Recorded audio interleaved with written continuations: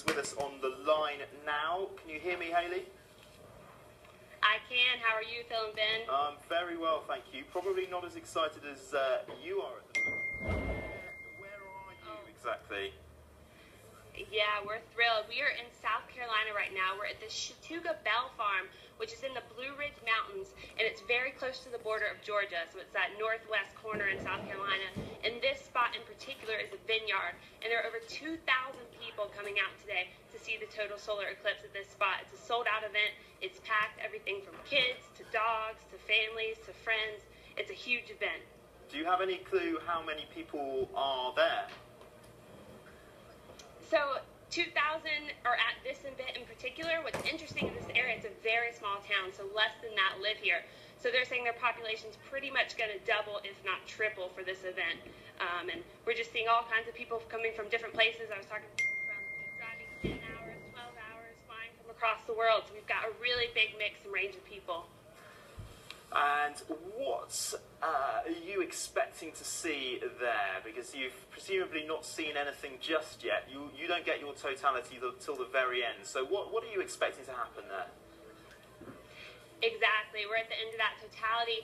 And right now, actually, I was speaking to some people. We're getting a bit nervous because the beginning of this day started out fantastic. Clear skies, beautiful, sunny. And we're getting a little worried because pretty much from most of the angles right now, I see clouds rolling in. I spoke to one guy. I said, "How are you feeling about the clouds?" And he said, "Shh, we're not talking about it." So, I mean, there's a lot of people upset. They're hoping, fingers crossed, it's going to blow over or it won't actually affect it during totality. But right now, we haven't actually got to totality yet. So people are still hopeful.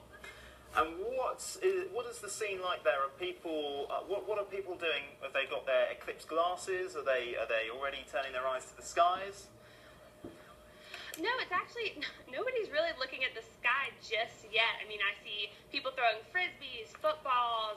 I see, we've got a couple bands playing in the barn. It's a very kind of outdoors, very country southern scene. People, of course, drinking and having a good time, eating hot dogs, eating hamburgers.